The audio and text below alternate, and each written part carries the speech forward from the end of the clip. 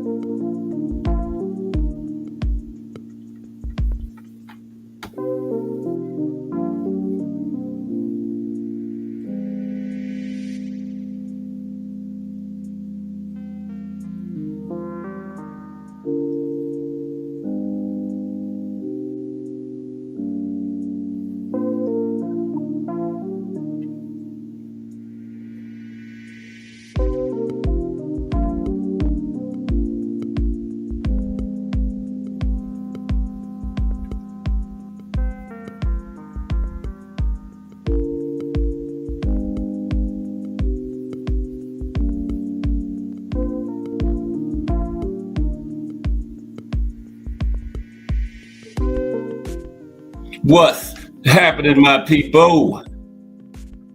It's Cat Sports again, back for another afternoon with the family. That's right. You know what time it is. If it's Monday through Friday, 2 p.m., it's The Boxtorian, bringing you all that boxing history. Boxing is the greatest sport of them all. That's why we love it. Can't get enough of it. Miss Cass, Miss Just Do. Salute, Miss Just Do. Good to have you today. Salute to everyone. And welcome to another episode of Cass Sports, The Boxtorian. Today, big fights that never happened. Big fights that never happened. Has the family today. Here we're going to be talking about some of the big fights that fighters fought in the same era, but for whatever reason, never got in the ring and faced each other, like that one there, Big George and Larry Holmes. Okay, you know, in the 70s, when Big George was destroying everybody in the earlier 70s, Larry Holmes was just a prospect, but by the time Holmes started his reign as champion, Big George had left the sport. But when Big George came back in the 80s, they could have very well got it on then. They were both near 40, but it still would have been a big fight. But we're going to get into it later on as the subject of the show. But first, for the highlights of boxing history today, it's going to be some of the old historic venues of the sport, like Yankee Stadium. The last decade or so, Yankee Stadium hadn't seen too many big fights. But back in the day, Jack Dempsey, Sugar Ray Robinson, Joe Louis, Archie Moore, they all fought there. Yankee Stadium and the Garden. So that's what we're going to be talking about today. Some of the old venues. But yeah, big fights that never happened, like Sugar Ray Leonard and Aaron Pryor. Now that fight was actually signed, and Sugar Ray had suffered that detached retina. And the story goes that the fight was signed, and Aaron Pryor was driving down the road in his vehicle when he heard the news on the radio that the fight was off from Sugar Ray because Sugar Ray was retiring because of that detached retina. And the story goes that the Hawk pulled over to the side of the road and cried, shed real tears, because that would have been the biggest fight of his career. And that would have really put him on the map. But he tried to get all the four kings, except for Hagler, because he never went up that far. But Hearns, DeRay, and Leonard, the Hawk was right there at junior welterweight, fought right around those weight classes. And, but he never did get any of them in the ring. But he did have that big situation with Alexis Arguello. So yeah, we did get a few big fights out of the Hawk. Floyd and Paul Williams never fought. And at the end, we're going to talk about some of the better resumes in the sport, and the importance, the criteria for judging resumes. Like the main criteria for judging a resume is not wins or losses, is who you fought. And number two is when you fought them. That's why I always say Floyd can't be the best ever, because he fails to win miserably. He got the who.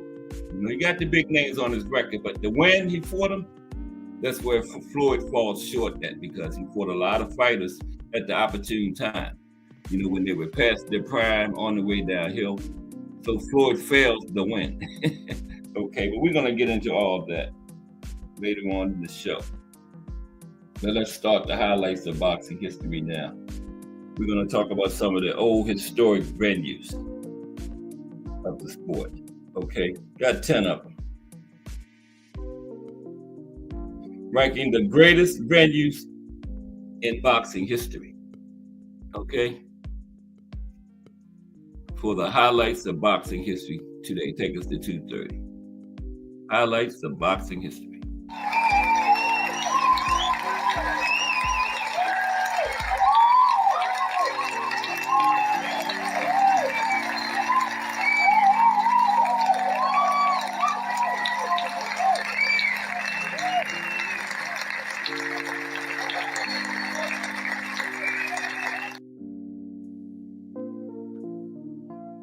Okay, let's talk about some of these venues. Old historic venues.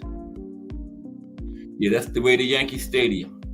And when you get past that sign, just follow the signs. It'll take you right to it. Now, for any serious boxing fan, arenas like Madison Square Garden and Caesar's Palace held the same status as holy sites. These are the places where true boxing greatness took place. Of course, for a boxing purist, the venue for a fight shouldn't really matter. Strictly speaking, as long as you have a 20-foot by 20-foot squared circle, that should be enough. But the best prize fights couldn't be made if there weren't venues willing to stage the fights.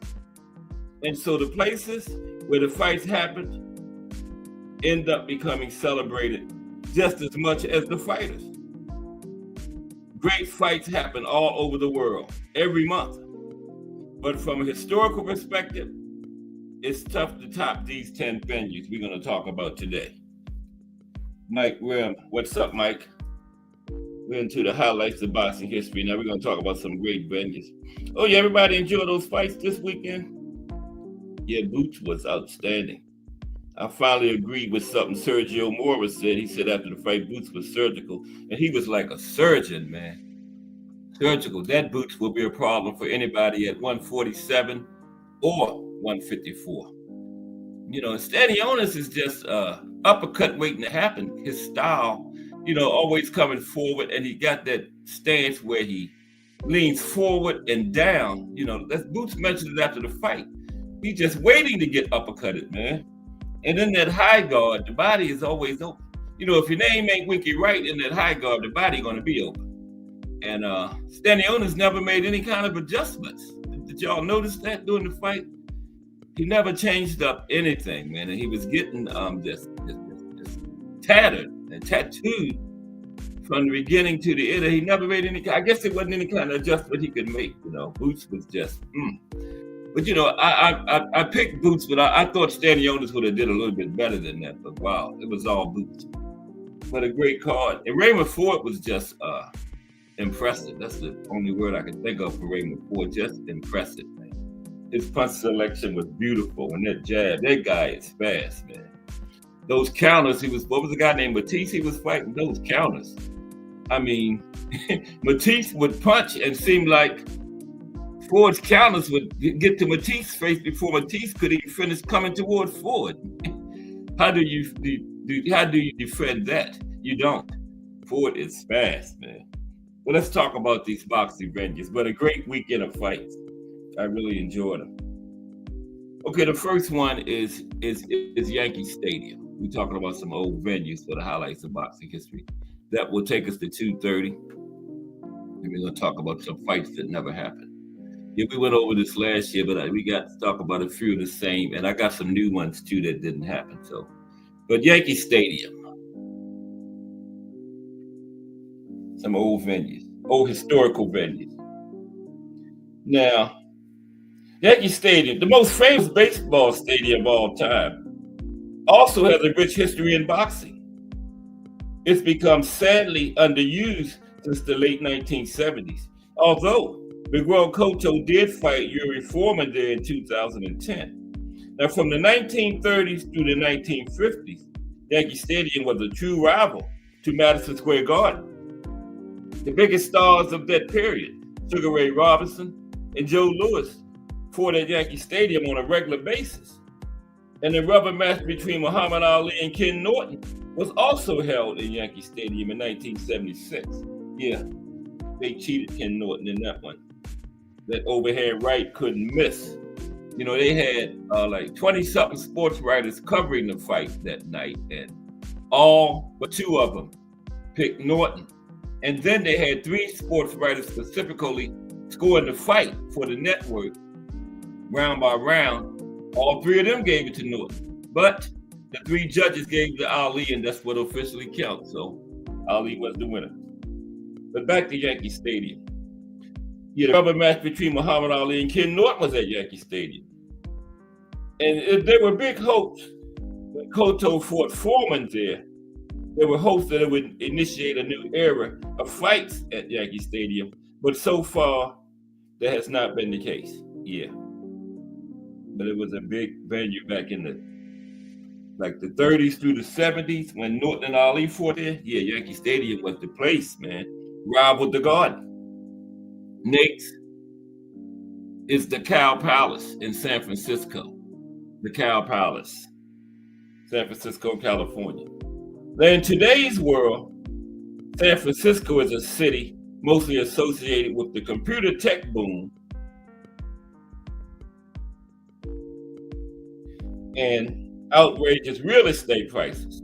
In recent history, the city is known for the hippie flower power movement of the 1960s. But in the history of boxing, San Francisco was an important place.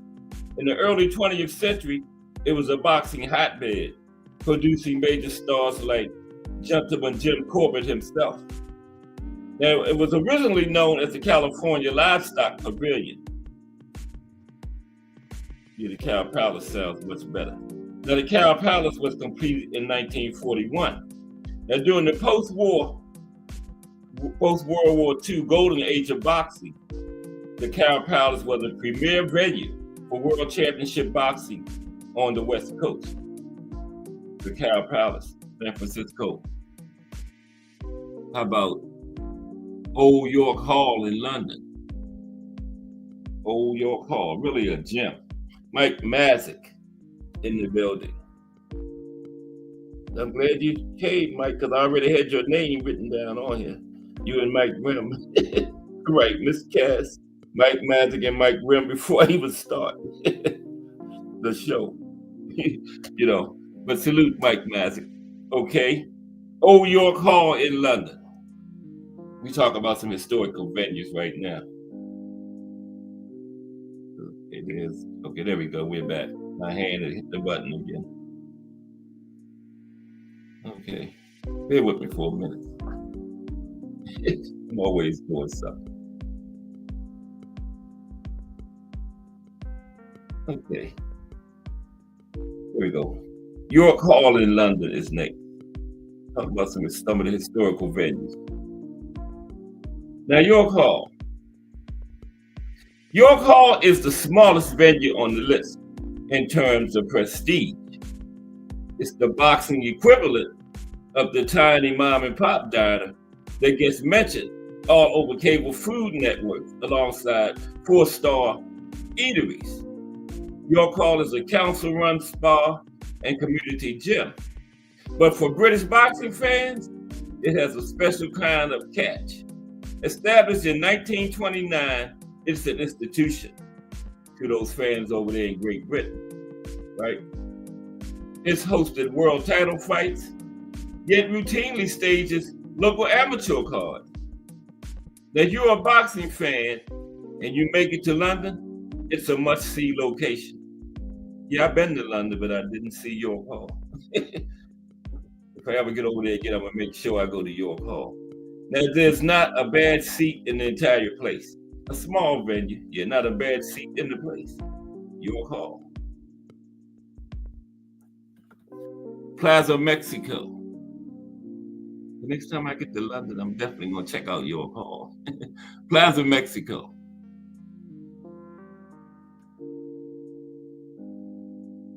Estadio Azteca is overall the most historic stadium in Mexico City. It's an iconic soccer stadium and has played host to 2 World Cup finals. It was also the site for the largest boxing crowd in history when over 120,000 fans watched Julio Cesar Chavez and Greg Hargan in 1993. 120,000 people was in the joint.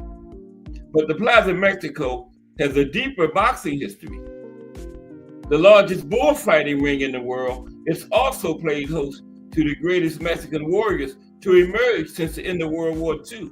Stars like Ruben Olivares, Julio Cesar Chavez, the great Ricardo Lopez, Eric Morales, and Juan Manuel Marquez all cut their teeth in the legendary venue, Plaza de Mexico. We got the old Olympia Stadium in Detroit. Olympia Stadium, Detroit, Michigan. The Hitman danced in that place. Comes Hitman Hearns. Olympia Stadium, Detroit. Known as the Red Barn. It looks like a barn too, don't it? Yeah, that's what it's known as, the Red Barn. Olympia Stadium in Detroit was the longtime home of the original 6 NHL franchise, Detroit Red Wings, one of the original 6 teams in the NHL. And during the golden age of boxing of the 1940s and 1950s, Olympia Stadium was one of the biggest boxing venues in the world. The Olympia, no doubt, benefited from being located in Detroit, the adopted hometown of Joe Louis. But the city's International Boxing Club made the venue a major boxing location in general. It was where Jake LaMotta recorded the 2 biggest wins of his career. His win over Sugar Ray Robinson and his middleweight world title win over Marcel Cerdan. The Red Barn. Olympia Stadium, Detroit, Michigan. Okay. The Great Western Forum. That was the home of the Los Angeles Lakers. The Great Western Forum.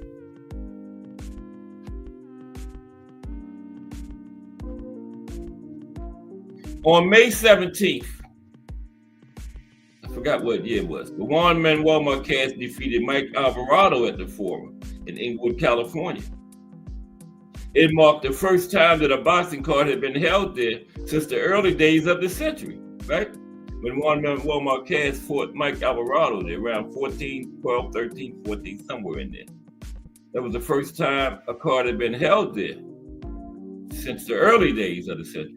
Now, for boxing fans above a certain age, it was like a return to the good old days.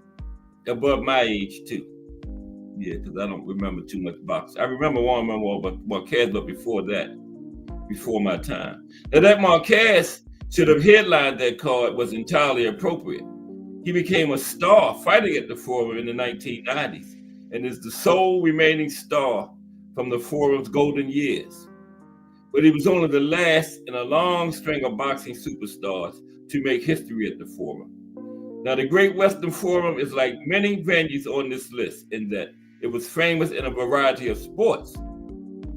It was the home court for the great Showtime LA Lakers of the 1980s. Yep. Now, boxing is a perfect sport to keep these historic venues lucrative and relevant.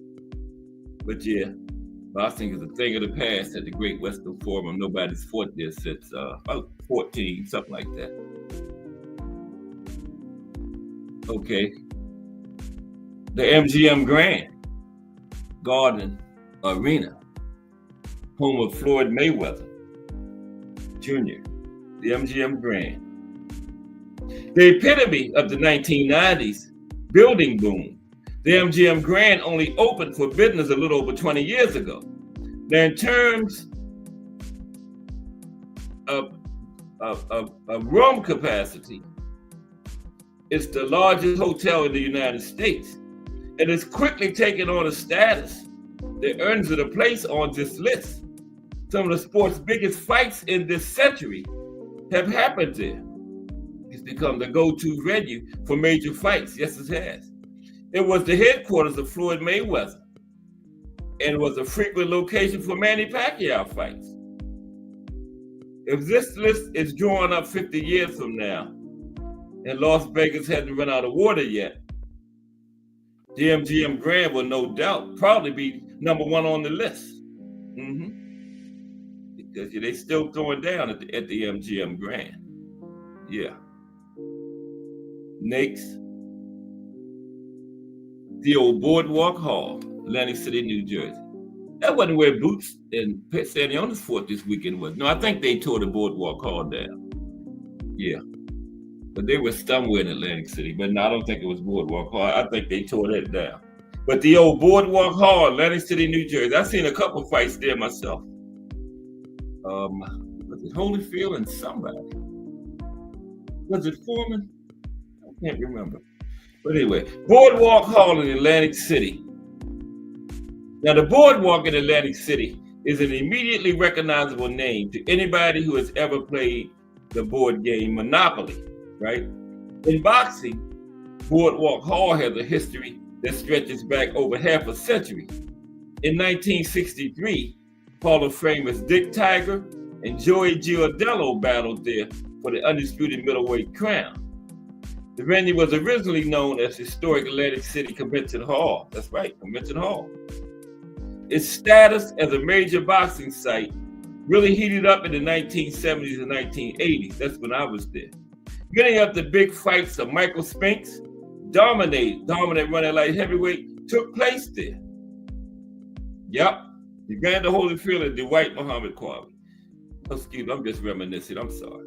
Evander Holyfield rematched with Dwight Muhammad Qualley at Boardwalk Hall. See, I saw that, I was in the house. But Mike Tyson really put it on the map, making 4 title defenses there, including his famous 91-second demolition of Michael Spinks in 1988. Jay Hardcore was at that one. His mother fainted when Mike got Michael Spinks out of there in 91 seconds. Yep. Yeah, I've been there a few times. It was the convention center back in those days. Yeah. But I think they tore it down. Okay. Caesar's Palace. How can you make a list of boxing venues and not put Caesar's Palace on it?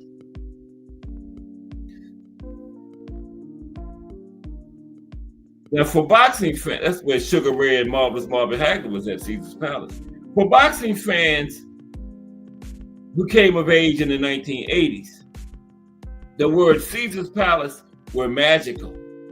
The iconic outdoor Coliseum was the major venue for the greatest fights of that era. Sugar Ray Leonard fought there often. It's where he made his furious round 14 TKO comeback against Thomas Hearn. And when he fought the Hitman to a controversial draw in the rematch. It's where Leonard made his dramatic return in the sport when he won a split decision from Marvelous Marvin Hagler in 1987. Larry Holmes sent Muhammad Ali back into retirement where he should have stayed in the first place. This was at Caesar's Palace. Riddick Bowe and Evander Holyfield fought the second and third fights in their classic rivalry at the venue. Yeah, the Fan Man fight was at Caesar's Palace. And that guy parachuted out into the ring. That was at Caesar's. Mm-hmm. It's been closed by the MGM Grand in recent years. But if you're a boxing fan in your 40s, Caesar's remains in the lead for historical value. I should have said over 40. Caesar's Palace is historic. And finally, y'all already know what's last. The granddaddy of them all, the Mecca, Madison Square Garden. The Garden. That's where Muhammad Ali and Joe Frazier won. The fight of the century was at. Now let me be clear. When it comes time to make a list like this, there was Madison Square Garden and no other venue considered to be number one, okay? Located in Midtown Manhattan on 7th Avenue between 31st Street and 33rd Street, the venue long ago earned its status as the Mecca of boxing. Virtually every elite boxer of the modern era has fought in the Garden, from John Sullivan to Vladimir Klitschko. It's where John Sullivan fought in the 18th century, but he fought at the Garden. I mean, the 19th century, 1800, but he fought at the Garden. Even an East Coast guy can't deny that the center of boxing has shifted to Las Vegas during recent decades, but the Garden still hangs in as one of the sport's major venues. Madison Square Garden. Okay, so now let's get to these fights that never happened. Okay. Lights. Let's get the lights going here. Okay. Fights, big fights that never happened. Lights, camera, action. Uh-oh. Wrong thing. I don't know what that was.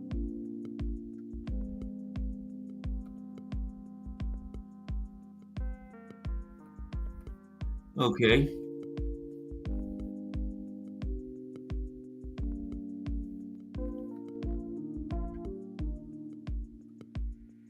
Here we go.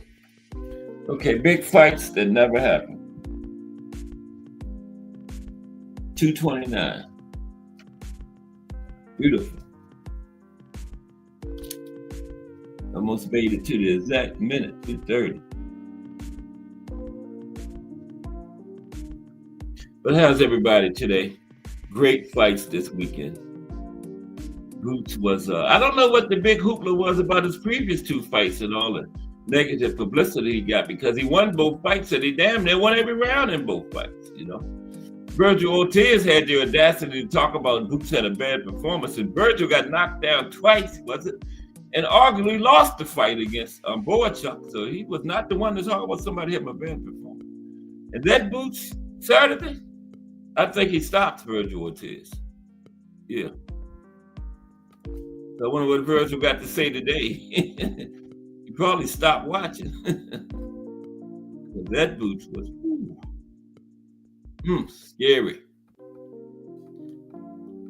And I guarantee you, Brian Norman will not accept the fight with Boots anytime soon. He can run his mouth about how he wants, but I bet you he won't sign on that dotted line, not Brian Norman. Stanionis beats Brian Norman, in my opinion. So no, Norman doesn't want to. I think Barrios would give him a run for his money. So no, Norman don't want to get in there with Boots. He want to hold on to that belt a little bit longer. Okay, 2:30. I was just stalling. But let's go with today's show. It's big fights that never happened. Okay. Okay. Let me do something real quick.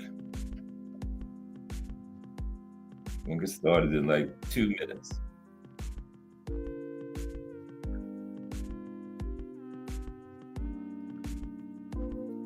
But yeah, it was a great call. Raymond Ford was very impressive, man. He the punch selection was beautiful, and that guy is fast, man. Probably, I would say we got some fast ones out there like Shakur Devin, but Raymond Ford is about the fastest active boxer out there right now. I can't think of anybody that's any more faster than Ray Ford. Told you, Matisse was punching, and Ford was countering him before Matisse punch even got to Ford. Yeah, it was crazy. Okay, let's go with today's show. Big fights that never happened. Okay. Now, fight fans love to talk about fights, right? They love to talk about the fights that happened in the past, and they love to talk about fights that are coming up, and they love to talk about the fights that might be. And they also love to talk about the fights that never happened. Now, what would have happened is a favorite game among boxing fans. Now, most of the time, conversations about what would have happened focus on fights that would have been historically impossible. Everybody loves to weigh in on hypothetical battles between legends from different eras. But there are many intriguing hypothetical matchups which most certainly could have happened. You know, a lot of fighters fought right in the same era, but for whatever reason, they never fought. You know, in many cases, these are fights that should have happened. These are fights that seem so likely, it's almost impossible to believe that they actually didn't happen. I got one on this list, I forgot who it was, that I could have sworn I saw it. I had to actually go to BoxRec and check and make sure they didn't fight. I'll let you know when I come to it, but it's one that I actually thought I saw, but it didn't happen. I actually went to BoxRec and checked to make sure it didn't happen. Because, you know, some of these fights, it's almost impossible to believe they didn't actually take place. You know, big names in the same era. But first is Evander Holyfield versus Vitaly Klitschko.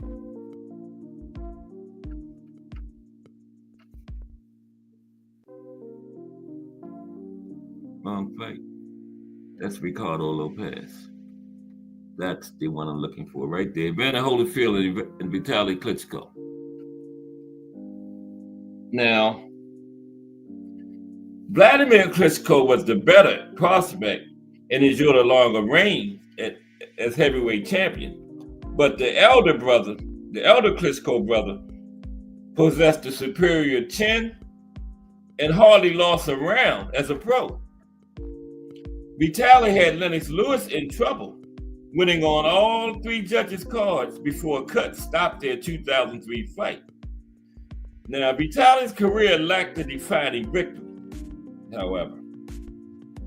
Now, Holyfield, whose strength of schedule was quite strong, he made sense as an opponent for Vitaly in the early 2000s. But after Lennox Lewis dethroned Holyfield as unified champion in 1999, a win over the still developing WBO champion Vitaly Klitschko would have qualified as significant, but an unfortunate Holyfield-John Ruiz trilogy transpired instead. Yeah, he fought John Ruiz 3 times instead of fighting Vitaly. Al Booger, what's up, AB? How are you today? You enjoyed that fight up there? Beautiful, man. that Boots will be a problem. Anybody, 147, 154, 160, 168, 175, maybe even heavyweight. Boots was surgical, man, like Sergio Martinez said. And Raymond Ford was impressive. That's the only word I can think of for Raymond Ford, impressive. That guy is fast, Booker. Like I was saying earlier, Matisse, that was the guy's name, Matisse he was fighting. Matisse would throw a punch. Before Matisse's punch could reach Ford, Ford's counter was in Matisse's face.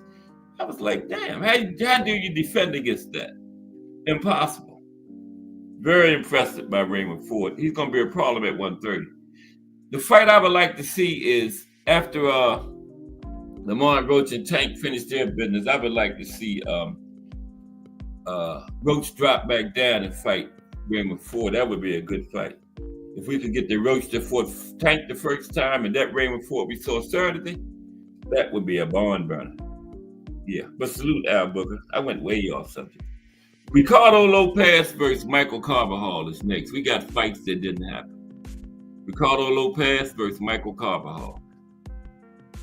Didn't happen. Now, Lopez authored one of his generation's best careers, going 51 wins, no losses, 1 draw. Benito reigned at strawweight, 105 pounds, for most of the 1990s. Now, Carbajal campaigned at junior flyweight, 108 pounds, for much of his career.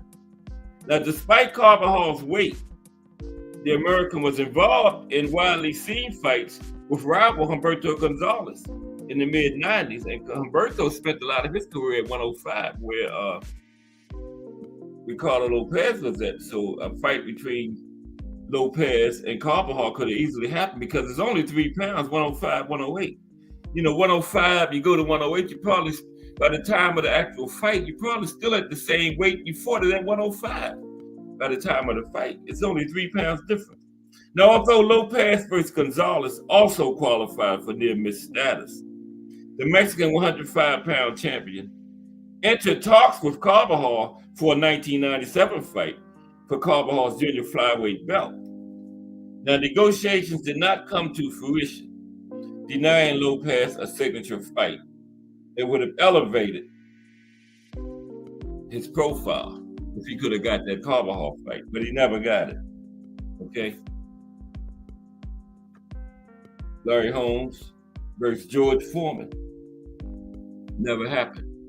They would have been older when this happened because, like I was saying in the opening, when Foreman was destroying everybody in the early 70s, Holmes was still a prospect then. And then by the time Holmes' reign came in the late 70s, Foreman had left the sport.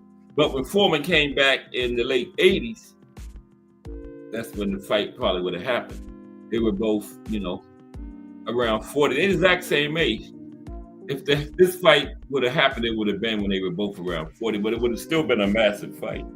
Those two big names, yeah. Larry Holmes versus George Foreman. Now, despite being the same age, and each remaining heavyweight contenders well past age 40, the two legends never fought.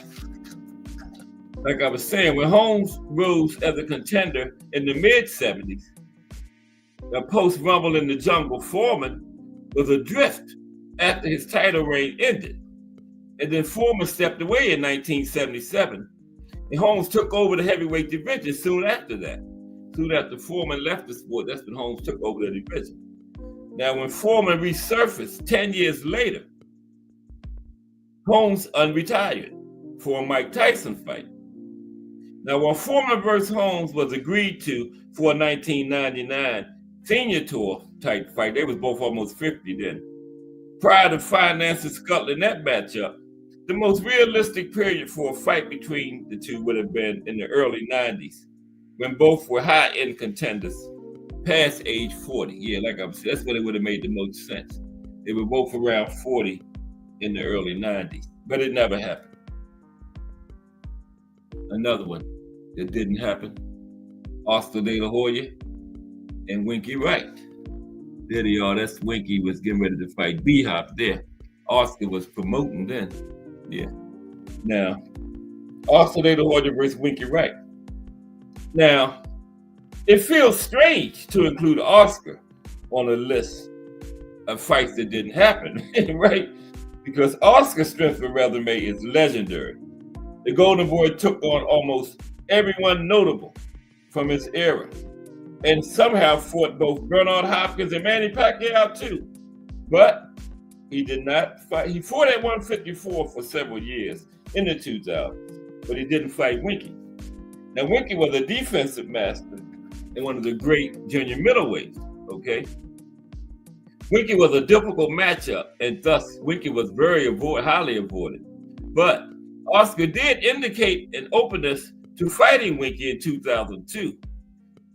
And Oscar spent the next 2 years at 154, where Winky was at, but no fight between the two transpired. Now, one major reason was Winky felt the money offered to him was inadequate compared to some of Oscar's other opponents' purses, right? So Winky had a problem with what he was being offered.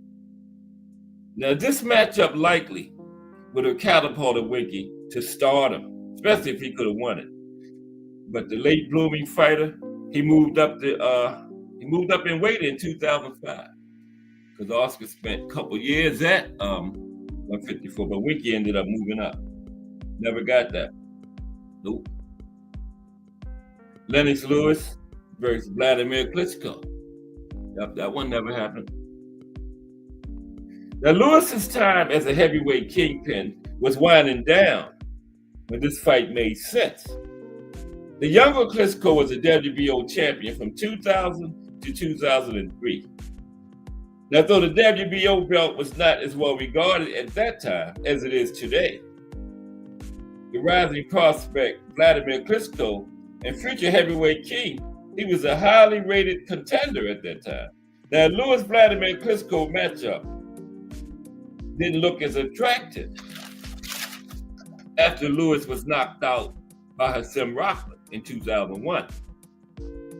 Now, Lewis probably beats the pre-Emanuel Stewart Vladimir, but the Stewart-trained Lewis had a tough time against Vitaly Klitschko, and it's the last fight of his career.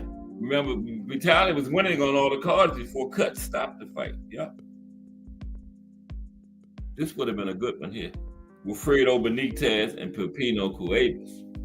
That would have been a classic. I don't know. That's one of the ones that might be the one I had to actually go check BoxRec to see if they didn't fight, because I could have sworn I saw that fight. But when I went and checked Benitez's BoxRec, because I just knew Pepino Cuevas was on his record, but no, they never fought. That was unbelievable. I had to actually go check BoxRec to make sure this fight didn't happen. Benitez and Cuevas. Now, this battle of historically young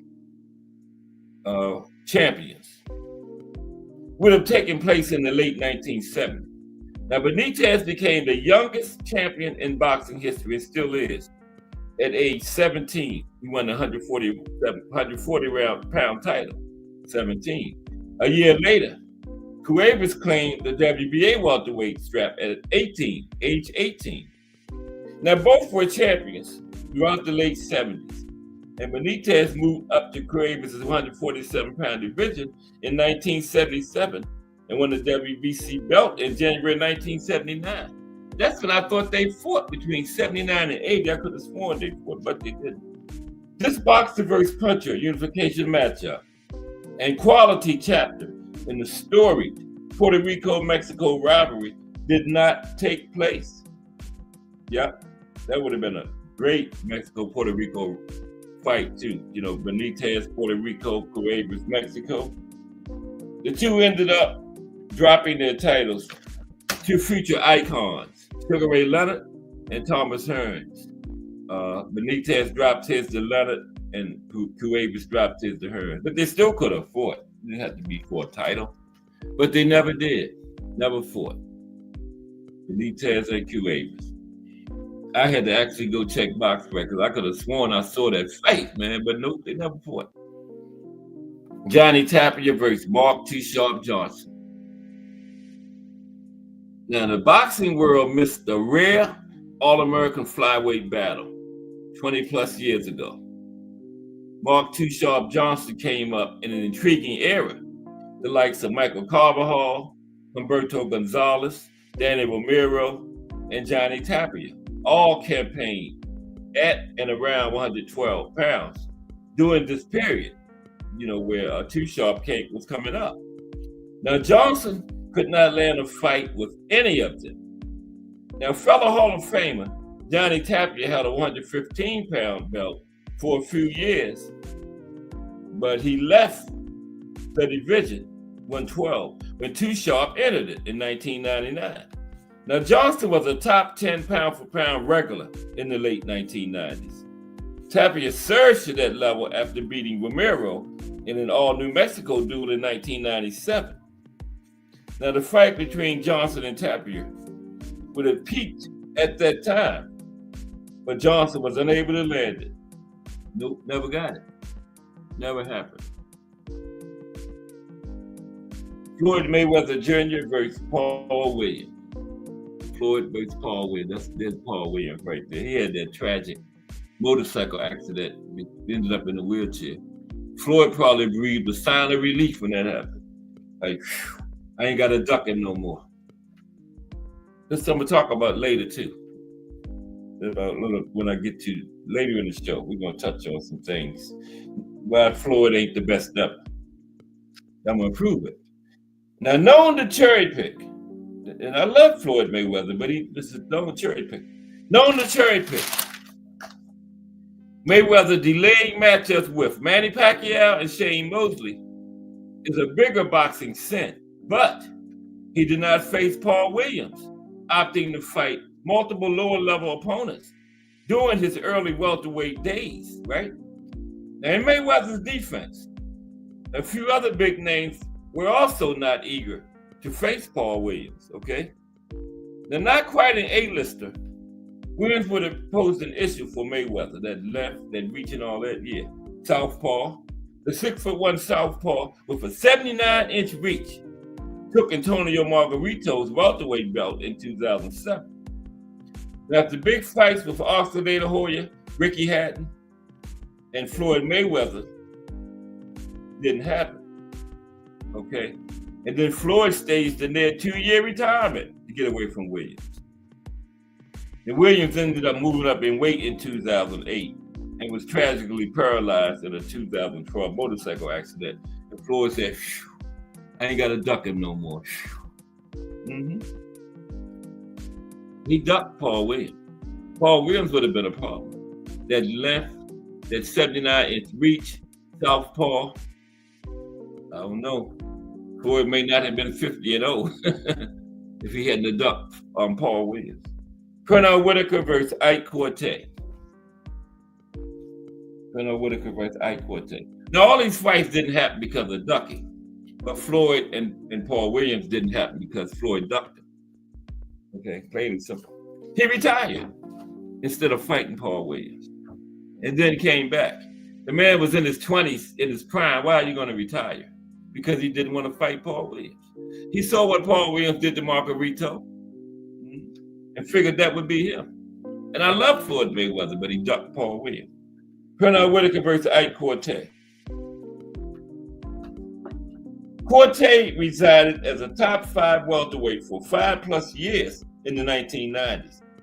Now, for a chunk of this period, Whitaker resided as the pound-for-pound king. Now, historically gifted defender, Whitaker, he snatched that claim for Julio Cesar Chavez in 1993.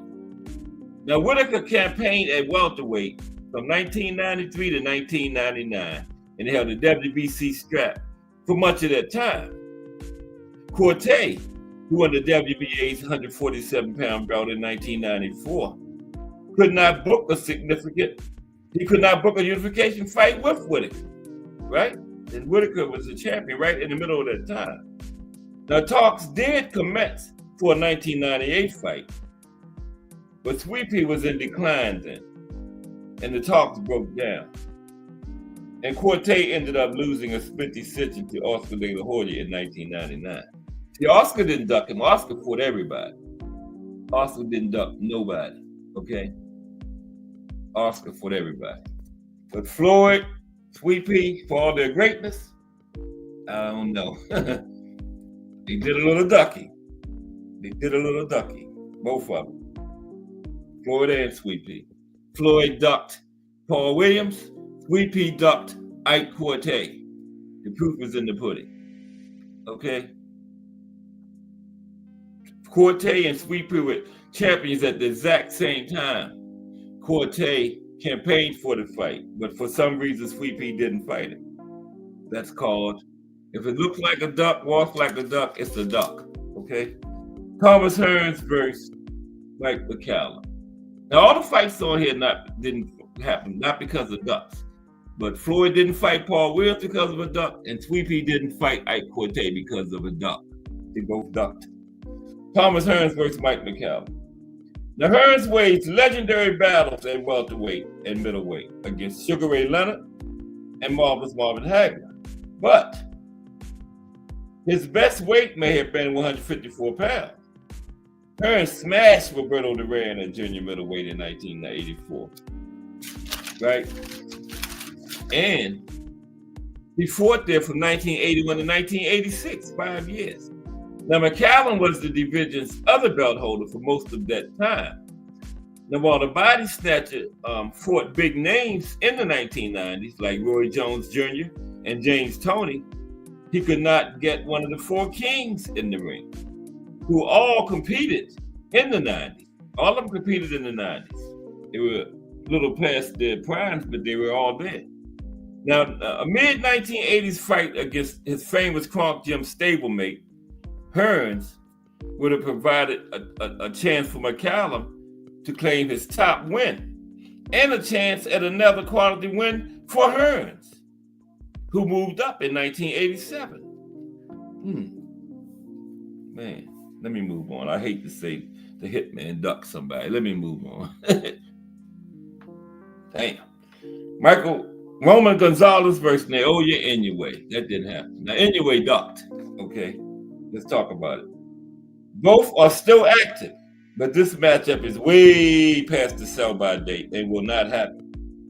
Gonzalez, who most viewed as the number one pound-for-pound fighter following Mayweather's 2015 retirement, has resided at 115 pounds since 2016.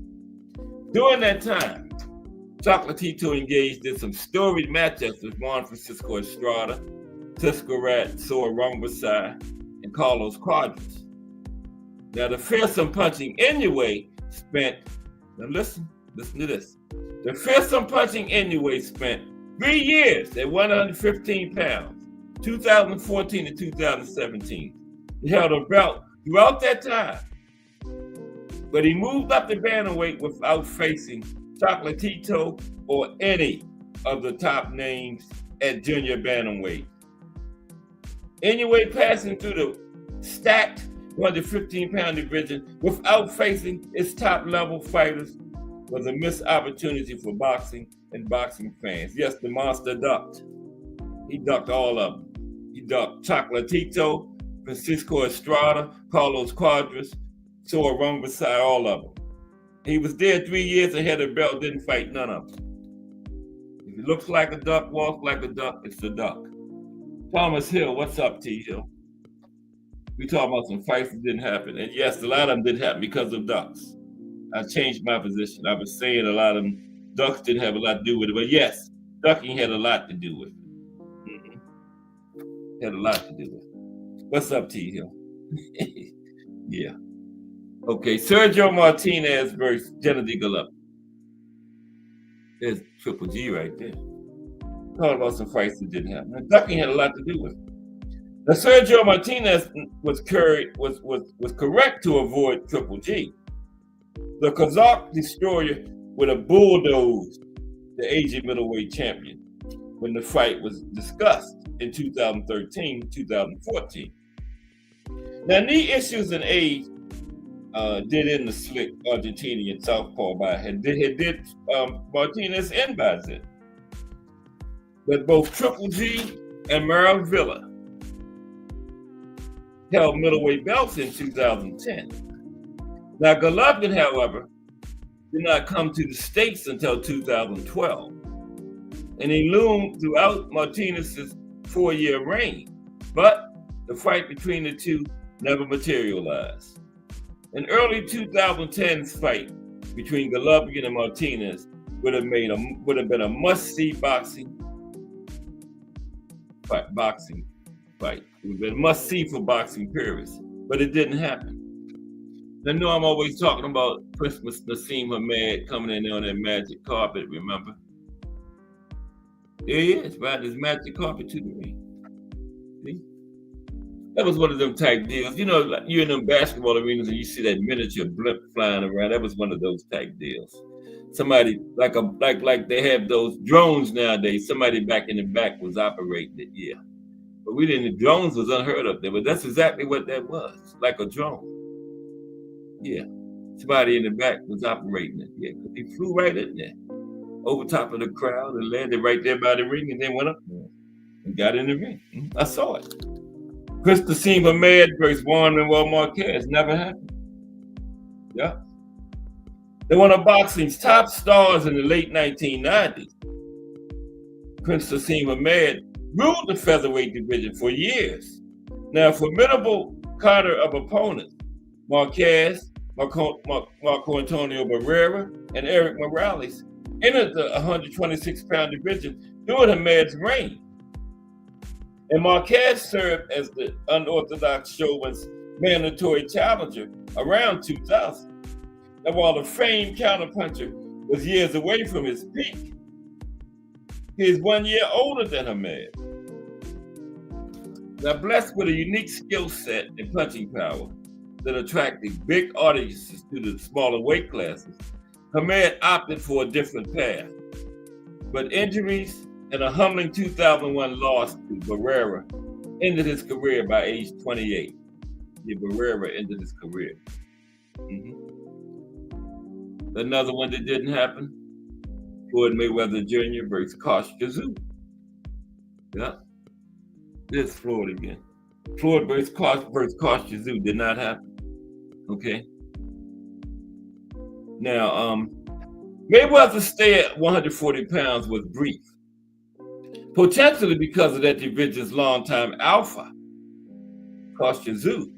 Now, Tszyu joined Mayweather atop pound-for-pound rankings in the early 2000s. Each was a borderline top 3 fighter in 2004, even though the feared Australian, the junior welterweight champ for nearly a decade, was age 35 by this time. Now, after 4 years at lightweight, Mayweather fought just 3 times at 140. Before said, I gotta get the hell out of here. Tim Tszyu at 140. Fought just 3 times there. Went up. Tszyu saw his 3 most lucrative opponents, Mayweather, Oscar De La Hoya, and Shane Mosley, pass through the division like jets before facing him. They all flew through 140 because Kostya Tszyu was there. All of them ducked Kostya. I don't know about Oscar. But Floyd, I don't know about Oscar, Sugar Shane, but Floyd fought a lot of people at the opportune time. We're going to talk about that later. I'm going to prove it. I got a formula that's going to prove it. Now, Mayweather faced weak opposition at 140 before leaving the division in 2005, okay? Yeah, I'm going to prove it. He's not the best ever in a little while. And I like Floyd, but I'm going to prove it. I got the formula. Okay, I figured it out Saturday. Stick around for that. It's coming up. As soon as we finish this. And we got plenty of time. It's only 3 o'clock. Sergey Kovalev versus Adonis Stevenson. Never happened. That's another one that I thought I had to check BoxRec to make sure it didn't happen. I could have sworn I saw them fight. I went to Sergey Kovalev's BoxRec. I just knew Adonis Stevenson was on it, but nope, they never fought. Kovalev versus Stevenson. Now, the light heavyweight fight to make several years became difficult to finalize. Okay, yeah, the light heavyweight fight to make for several years became difficult to finalize when Stevenson moved from HBO to Showtime. He changed networks. Stevenson backed out of a deal to face Kovalev on HBO, heading over to the then boxing leaders' rival network, Showtime. Stevenson became the linear 175-pound champ after a first-round knockout of Chad Dawson in 2012. Chad Dawson. 2012. Chad Johnson used to play football, right? I met Dawson. My bad. Ocho Cinco was Chad Johnson. Played wide receiver for the Cincinnati Bengals. but he knocked out Chad Dawson in 2012. But Kovalev loomed as a menacing challenge.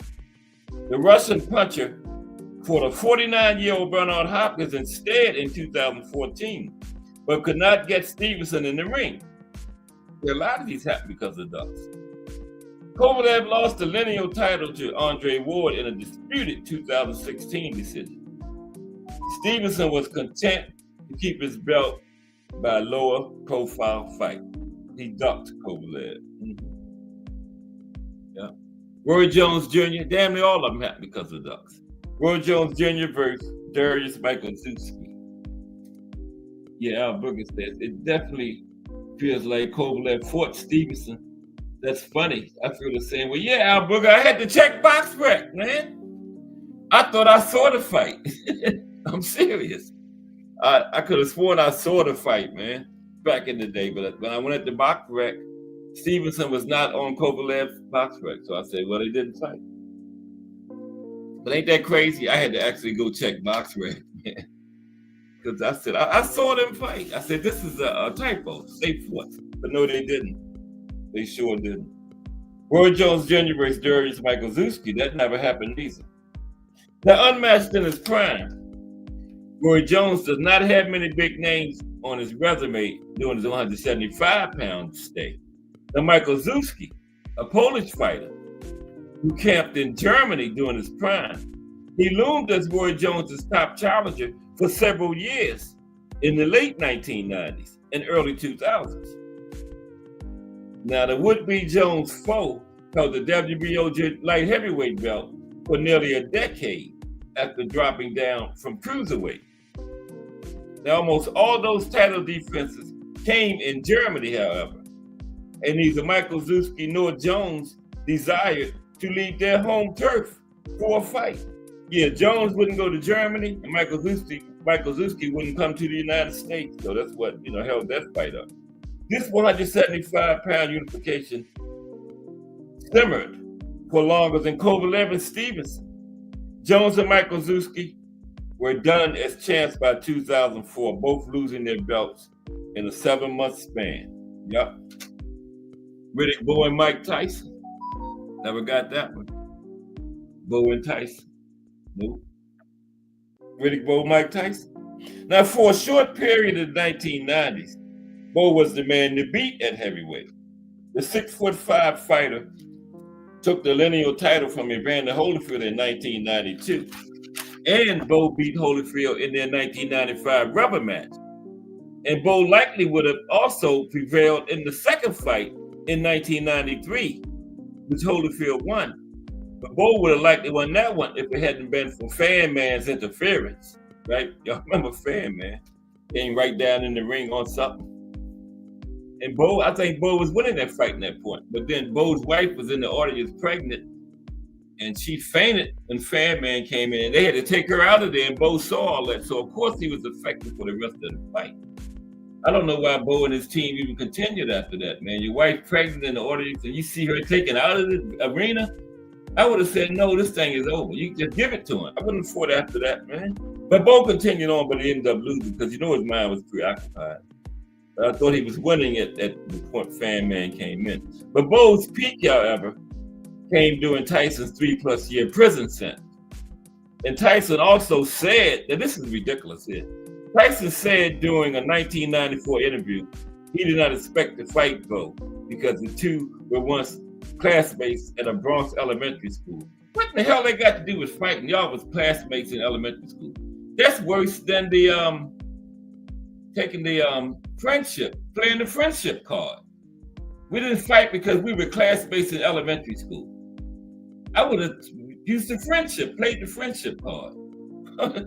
That's ridiculous. Tyson said he didn't expect to fight Bowe because they were classmates in elementary school. Wow. What you think about that, Al Booger? That's worse than the friendship card, ain't it? Classmates in elementary school. That only mean they was friends. Wow, that was ridiculous. But this would have been a bigger issue had Tyson not gone to prison.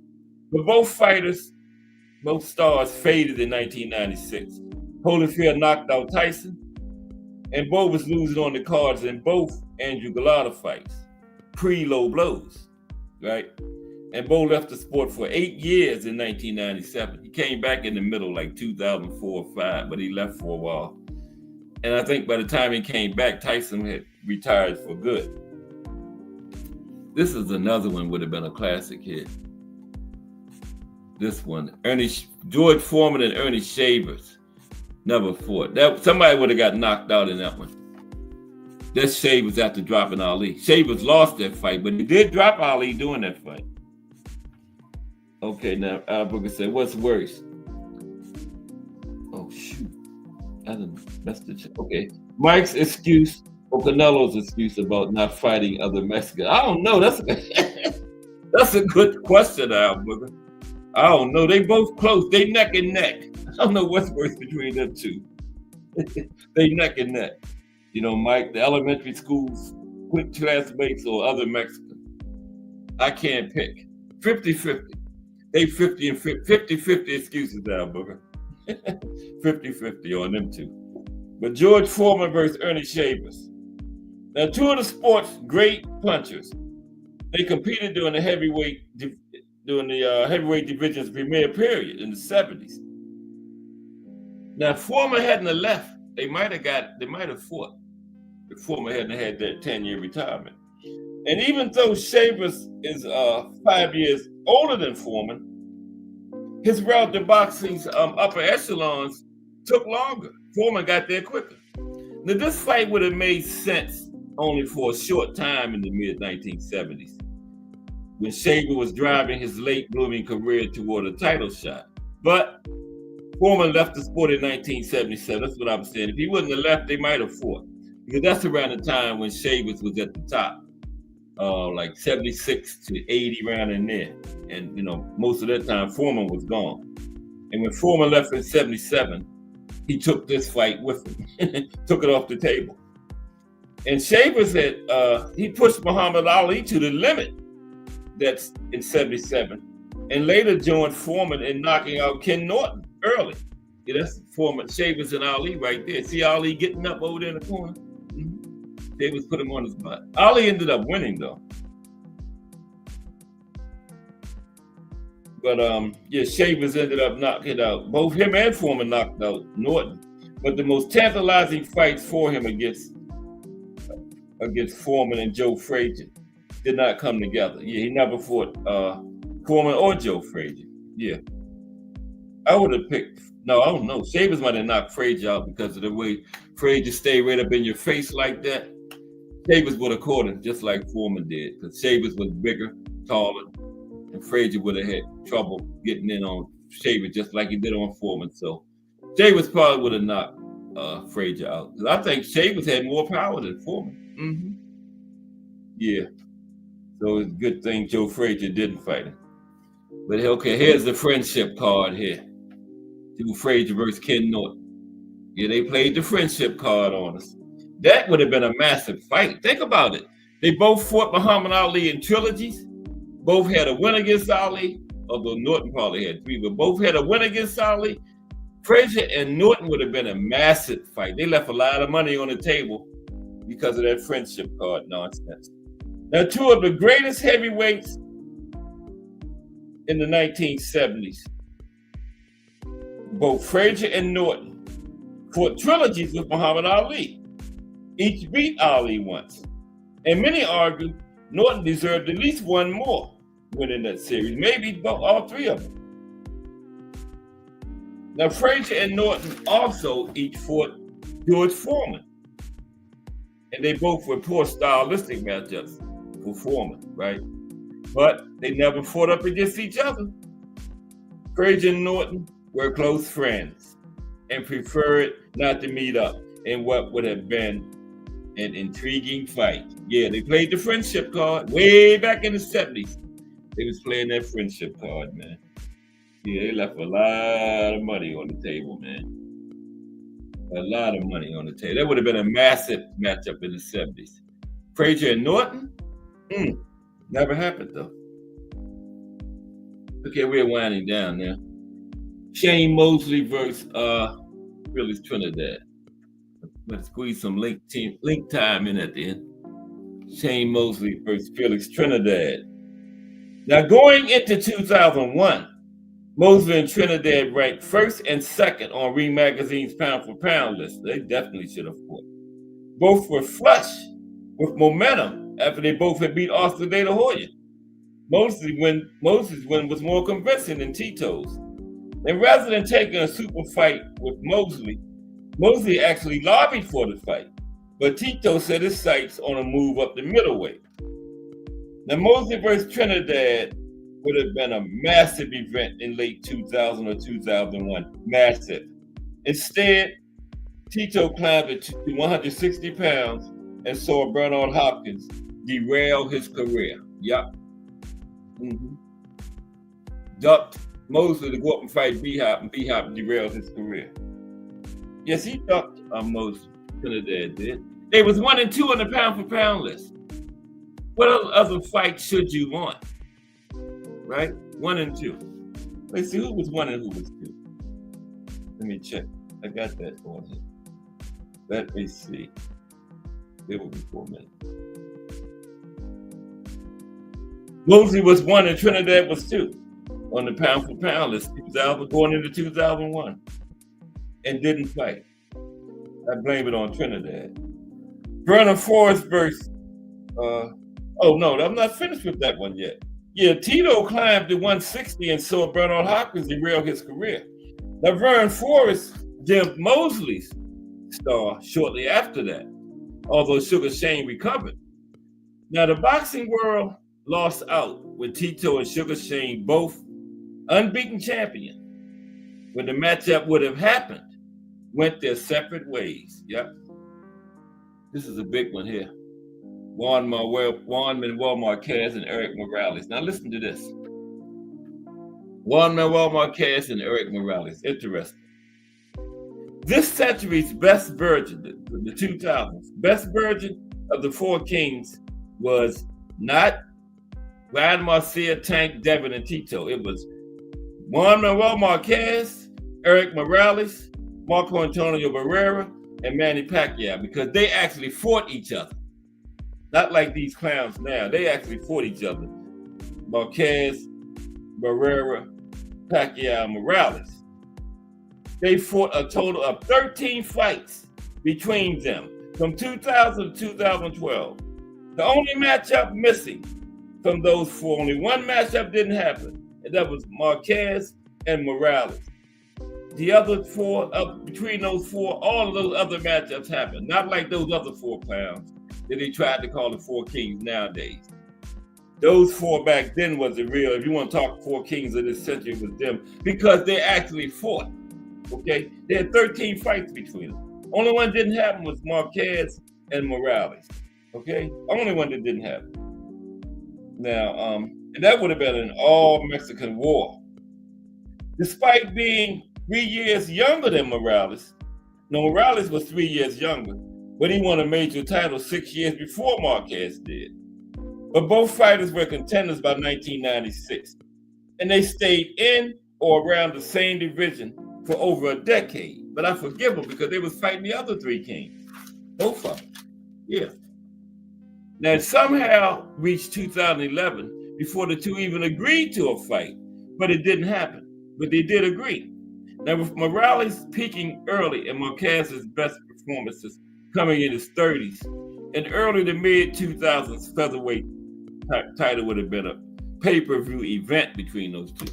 Yeah, when they actually did, agree to fight, it was a little late for it. Yeah, but those were the real Four Kings. Not no Tank, Ryan, Devin, and Tio, no. These four actually fought each other 13 times. How many fights Tank, Ryan Garcia, and Tito and Devin got? Like 2 between each other? Ryan Garcia fought Tank, and he fought Devin. Those are the only ones, ain't it? 2 fights between those four. These four back in the day fought each other 13 times. Only one potential matchup between the four didn't happen. Those you want to talk Four Kings of this century, it's them. Marquez, Morales, Pacquiao, and Barrera. Okay?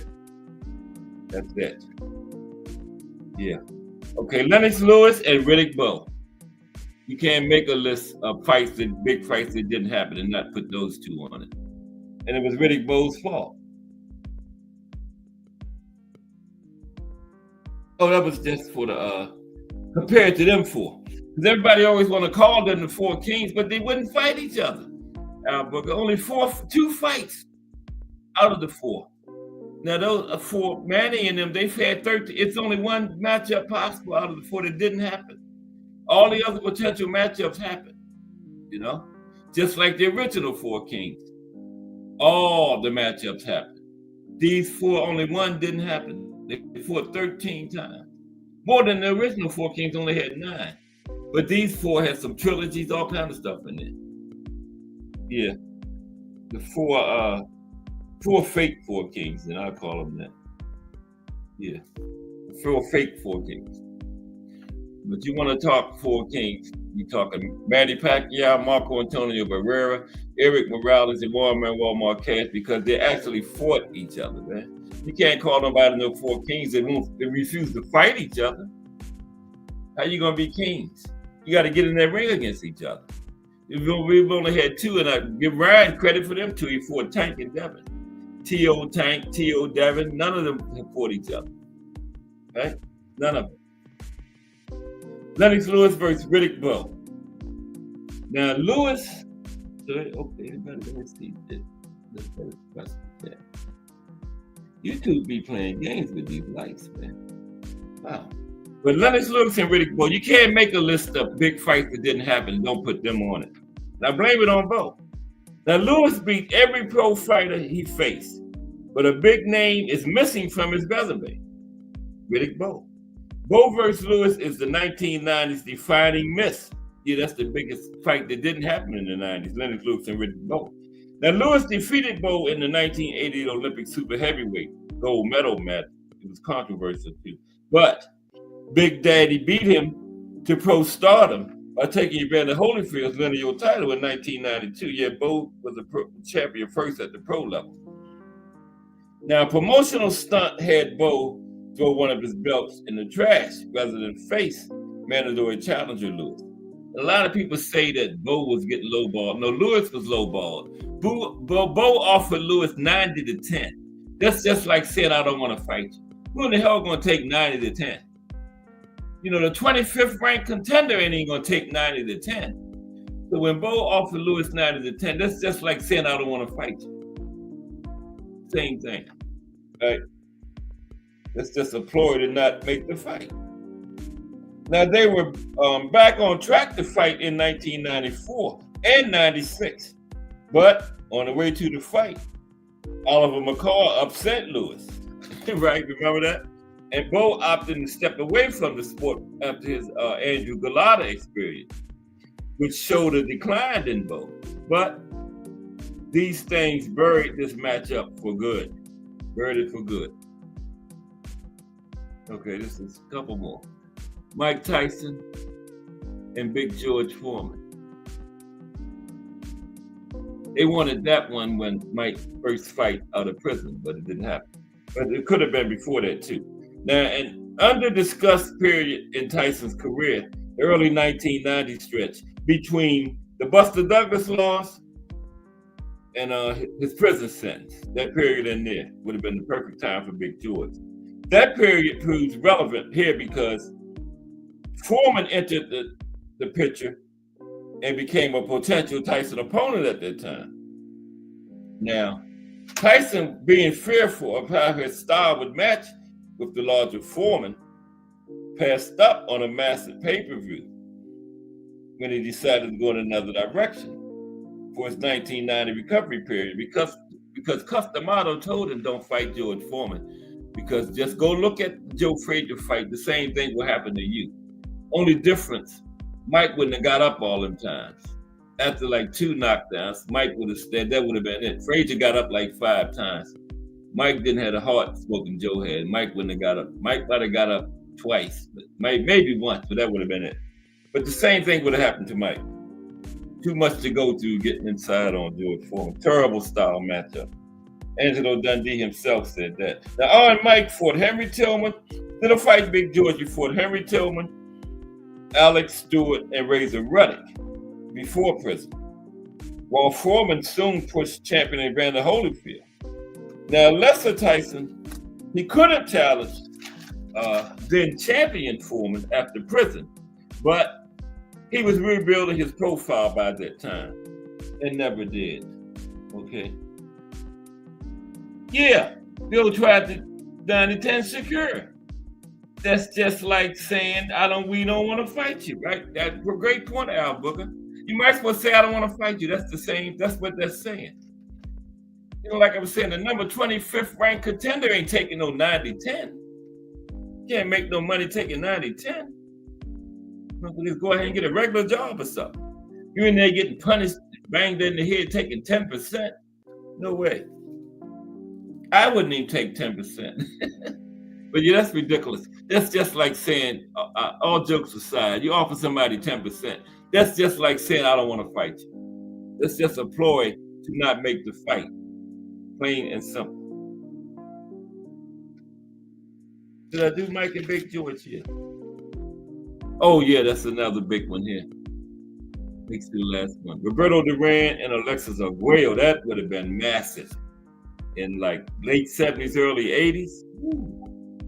By 1977, Arguello, a former featherweight champion, had claimed the 130-pound belt. Now, the Nicaraguan legend also fought a few times at lightweight over the next 2 years, potentially preparing for a battle with Duran, the greatest lightweight in boxing history, the Hands of Stone.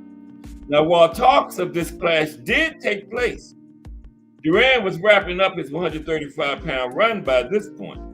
Duran versus Sugar Ray Leonard won a ferocious Duran outing, and Arguello versus Aaron Pryor won one of the best fights of the 1980s. Both indicated what kind of action-packed affair a fight between Duran and Arguello would have been.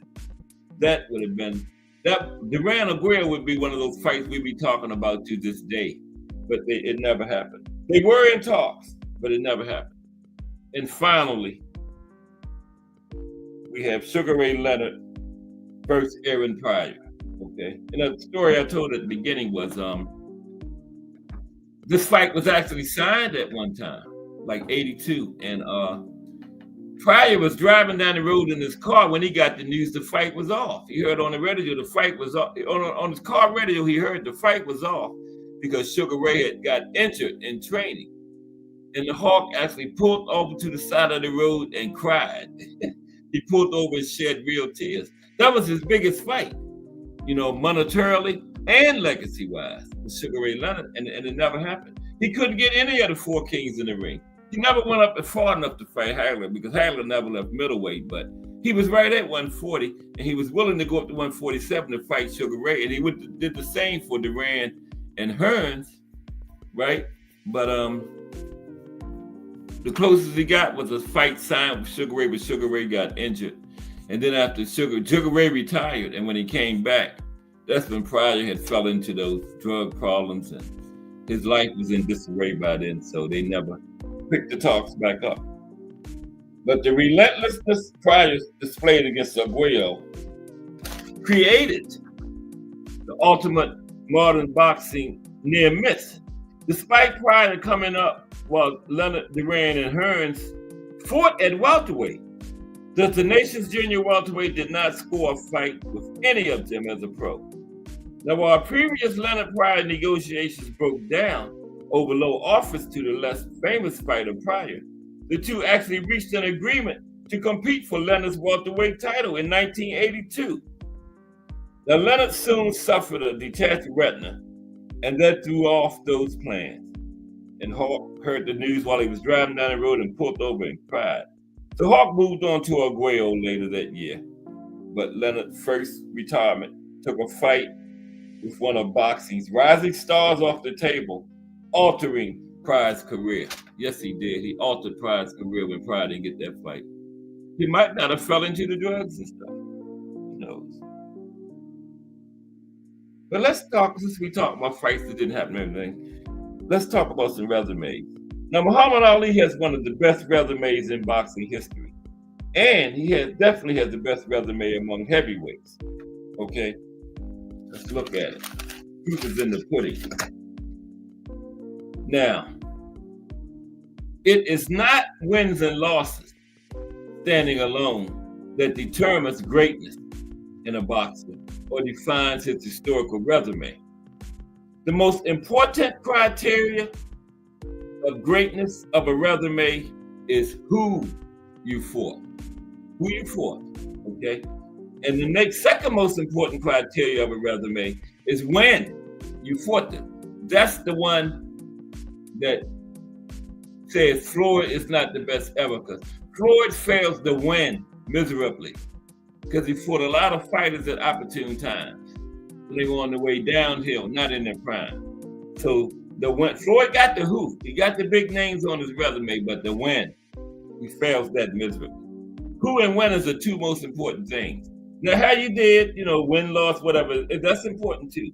But who and when is the most important. Who you fought, when you fought them. Was there a rematch? If so, who won? When was the rematch? How did the rematch go? Okay? Like Sugar Ray and Hearn's rematch, that meant absolutely nothing. Because they weren't even at the same weight and they were much older. So that rematch means nothing to me. Now, if you go strictly by the criteria and the numbers, Ali clearly edges out other top heavyweights like Ezzard Charles and Joe Louis in the number of great fighters he faced. And when people ask about who was the greatest heavyweight of all time, they should look at the records.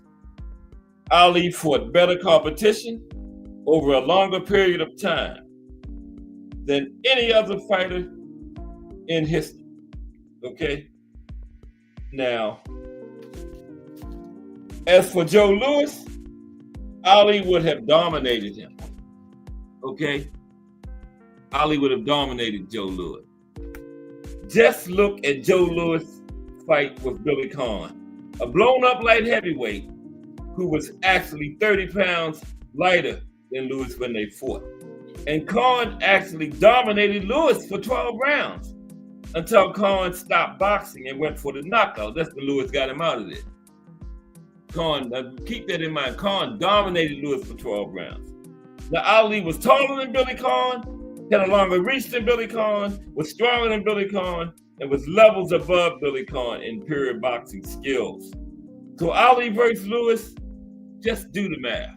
It's very simple. Do the math. Okay? Now, listen to this. Now you do a top of all the heavyweights in history. It was a top 100 ranking done. I think it was Ring Magazine. Okay? Top 100 heavyweights of all time. 17 of them fought during Ali's era. Okay? 17 of the top 100 heavyweights of all time fought during Ali's era. Ali fought all 17 of them. Now he lost to some, but he did beat 16 of them at one point. The only one he didn't beat was Larry Holmes. And when Ali fought Holmes, he was 39 years old and already suffering from Parkinson's disease. But of the 17 top 100 heavyweights that fought in Ali's era, he beat 16 of them. Okay? When he fought Holmes, he was 39 and already suffering from Parkinson's. Now, against all-time top 100 heavyweights, Ali has a 94% winning percentage. 94%, okay? Now, he also faced 23 of the top 150 heavyweights, beating 22 of them. Again, Holmes being the only one he didn't beat. He's 39 years old and suffering from Parkinson's, okay? Had no business in the fight because he originally failed the physical. And Don King and the Las Vegas Boxing Commission went out and found a doctor they could pay to pass him the fight. He couldn't even touch his finger to his nose or stand on one foot. What in the hell are you doing in a boxing ring? But they paid a doctor. It wasn't even a doctor. It was like a psychiatrist or something. They passed him to fight. Gave him the clearance to fight, okay, against Holmes. Okay. Yeah, so, where was I? he fought 100 of the top 150 heavyweights. He beat 23 of them. The only one he didn't beat was Holmes, okay, when he was 39, suffering from Parkinson. So that means that Ali had 61 professional fights. 31 of them, over half, was against top 150 heavyweights of all time, over half his fights. That means that more than half of his total fights were against top 150 competition, and the percentage he has against them is the best of any fighter in any weight class in boxing history against the top 150 in their weight class, okay? So I would say he probably got the best resume of all time. Interestingly, Ali said in his autobiography that Ezzard Charles, with his pinpoint accuracy, speed, movement, and adaptability, would have been his greatest challenge had they been in the same era, other than a young Sonny Liston. So now let's look at some of these heavyweights that Ali actually, I got like 7 of those top 100, those 17 top 100 heavyweights. Let's look at how he actually fared against them. Okay, 7 of them, very quick. You're gonna get like 20 minutes of length time. 7 of those 17 top 100 heavyweights. Let's see how he actually did against them. Okay. I changed again, Al Booger. It's Ali number 1 now. I looked at these numbers, man. Looked at these numbers. Joe Louis numbers don't match up. I told you, next month it'll be Joe Louis again. I told you that last time. Remember when I said it was Joe Louis? I said next month is going to be Ali. They definitely won 2. This month is Ali. This month is Ali, Al Booger. Okay. And the next month. But let's look at some of these top 100 heavyweights that he fought. 17 fought in this era. Okay. Now, Archie Moore. Now, he fails the win test against Archie Moore because Archie Moore was like 50 when he fought him. Now, Archie Moore, one of the all-time greats. He was definitely the old mongoose when he fought Ali. Archie Moore, one of the all-time greats, was over the hill when Ali, then known as Cassius Clay, knocked him out in the 5th round, just as he had predicted. At age 48, Moore could never have shown how he would have matched up against Clay if both were young fighters, okay? Sonny Liston. Sonny Liston was considered virtually unbeatable until he fought Muhammad Ali. After their 2 fights, many people concluded that he was suddenly way past his prime and much older than his official age because he had somehow found a way to shave at least half a decade off his real age. But no, he was beating everybody else at that age before Ali came up again, but it was just Ali. Just like they say Earl and Bud.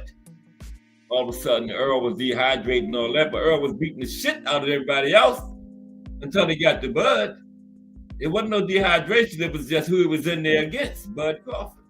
Okay? That's what happened with Sonny. It wasn't age, he was just sitting there with the better man. You know? Stop with the excuses. Anyway, yeah, Ali won the championship for Liston in 1964 when the totally outclassed Liston failed to come out for the 7th round, claiming a shoulder injury. The following year, Ali knocked Liston out with a controversial punch in the very first round. Floyd Patterson. We're looking at some of those top 100 heavyweights that Ali faced. Floyd Patterson was the champion for whom Liston had won the title. And when he appeared on the scene, he was phenomenally fast for a heavyweight, but slow compared to Ali. Talking about Patterson. Ali stopped Patterson in the 12th round in 1965 after administering a cruel one-sided beating. In 1972, Ali stopped Patterson, then 37 in the 7th round. Smoking Joe Frazier. Joe Frazier is often considered one of the top 5 heavyweights of all time. In his entire career, he only lost 4 fights, 2 each to Ali and George Foreman. In the 15th round of their first fight, Frazier decked Ali with a left hook that would have knocked out an elephant. Ali rose but he lost on the cards. Ali won the next 2 fights against Frazier, the second one by decision, and the third by late TKO. All 3 fights were among the greatest, most thrilling, and competitive ever fought in boxing history. Ken Norton, looking at how Ali did against some of these top 100 heavyweights. Ken Norton. Okay. Now, Ken Norton, another Hall of Fame boxer and future champion, fought Ali 3 times. He won the first by unanimous decision, breaking Ali's jaw in the process. Ali took the next 2 by decision, very controversial. I don't think Ali won any of those, to tell you the truth. Although most people thought that in the very close third fight, Norton should have took the title from Ali. I think Norton won all 3 of them, to be honest with you. George Foreman. George Foreman was one of the most destructive forces in the sport. At nearly the age of 50, he was knocking out men almost 30 years his junior. He almost toyed with Joe Frazier in both of their fights before knocking him out.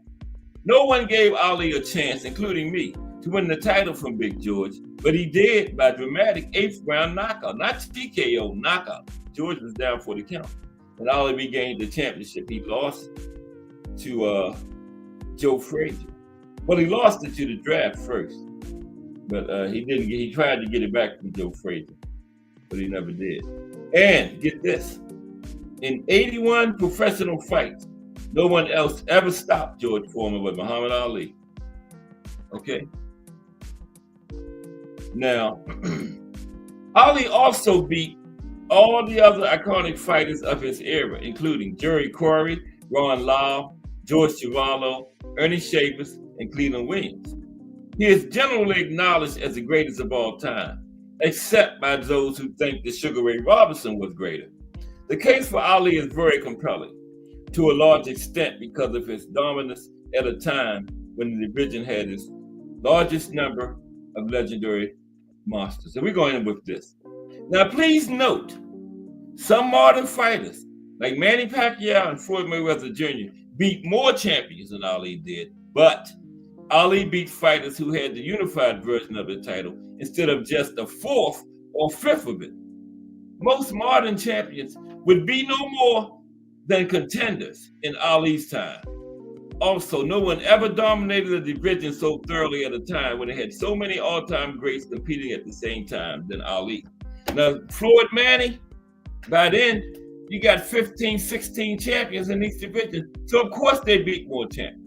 You got prospects with 3 fights standing in the ring with a damn belt over his shoulder. Got 3 fights. I remember Choo Choo had like 6 fights, he had 2 belts. What kind of belt is that? So that's why Floyd and Manny beat more champions than Ali, because everybody is a champion nowadays, but Ali beat real champions when there was only 2 belts, okay? So that is what that is. There's too many belts nowadays. I see prospects with 3 fights standing there with a belt on. What belt is that? Come on, man. Yeah. So we're gonna get a little link time now. But there you have it. Some of the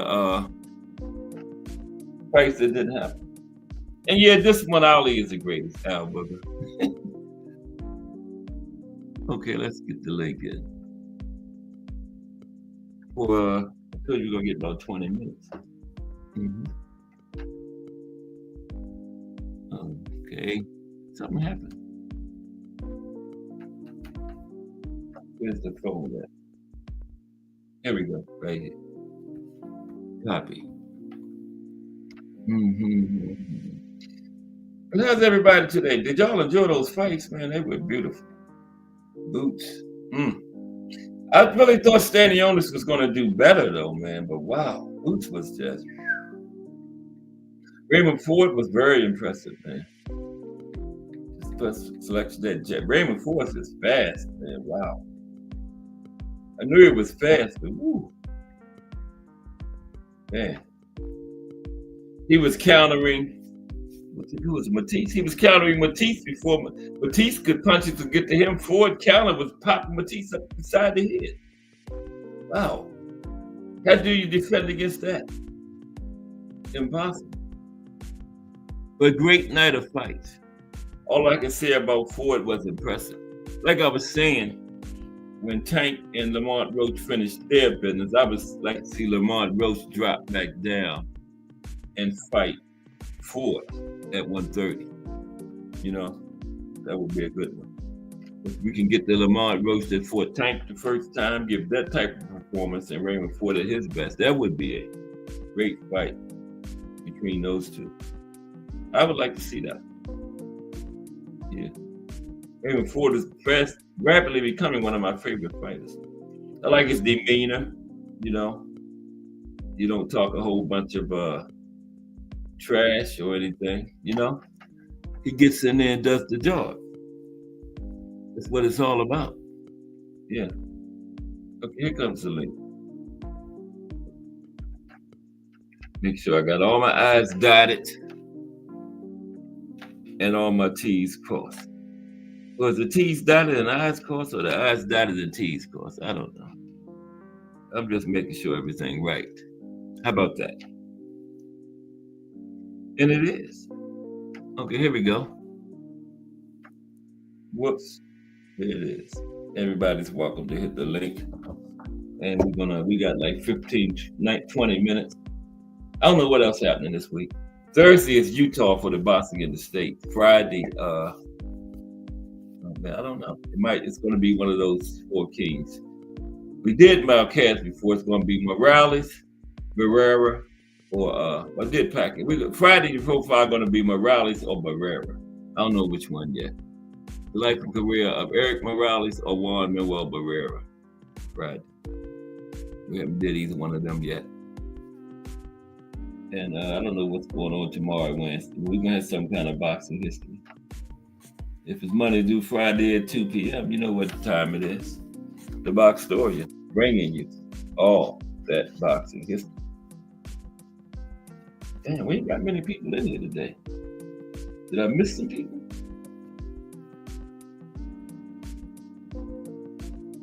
No, I guess not. But yeah, Saturday was great, man. I really thought Stanionis was going to do better, but man. And then Stanionis is just waiting for uppercut to happen, man. You know, always coming forward, and he fights in a style where he's leaning forward and down. You know, Boosie would mention it after the fight, his stance, where he's just leaning in and down, and it's an uppercut. And then in that high guard, the body going to be open if your name ain't Winky Wright. You know, Winky Wright can stand in the high guard and elbows all the way down to his waist. And Stanionis didn't make any adjustments. I didn't see any. Well, it might not have been any that he could make, but I didn't see any adjustments. Man. What did it last? 7 rounds? And all he did was come forward in that high guard and stalk Boots the entire time. He didn't try anything different. And the same thing happened all 6 or 7 rounds. Boots was tattooing him, man. And wow. Well, sometimes I guess it's not any adjustment you can make. I don't know. But yeah, it was But it was a great, I really enjoyed that, man. And Raymond Ford was impressive. And the other fights on the card were good too. I forgot who the other fights were, let's tell you the truth. But it was a great night of boxing. And we're getting on up into the year. What we got this week. Let's see, let's check on what we got this weekend, which will be the 19th, right? Saturday was the 12th, right? Yeah. Let's see what we got coming up for the 19th. And what's the next big thing? Is it Tank and Lamont Roach, or do we have something before that? Tank and Lamont Roach? Let's see. Let's check the schedule right now. We ain't doing nothing else. I thought this best fights was going to last a little bit longer, but I was going fast. My handwriting was good, so I was reading fast and clearly. Okay, yeah. The 19th is certain. I think we got to fight Friday. Yeah, we do. No. Yeah, we do. From Orlando, Florida. Hendry Cedeno versus Adalberto Umara, something like that. I don't know any of these people. Wow. But we got a card Friday on the zone from Orlando, Florida. And then Saturday, we got Gabriela Fedora back in there against Marilyn Badillo. Fedora is undisputed at flyweight 112. Charles Conwell on the card. That's the only two they got listed. We also got a card from Sheffield, England. Dalton Smith, Matthew Germain, Ismail Davis versus Ryan Kelly. Is that the one that Barroso knocked out? Was that Ismail? It was somebody Davis in the first round. Josh Warrington, I thought he had retired. Dirty Josh Warrington back in action. Josh Padley fighting again already? Didn't he just fight Shakira last month, or was it before that? But Josh Padley is on this card next Saturday to be announced. It's Monday. You don't know who he's fighting Saturday? To be announced. Wow. Okay, we got a couple cards Saturday. We got three. We got one from Buenos Aires. That one there, Josh Padley and all of them, Warrington. Gabriela Fedora card. That's from Oceanside, California. You mean, oh no, yeah.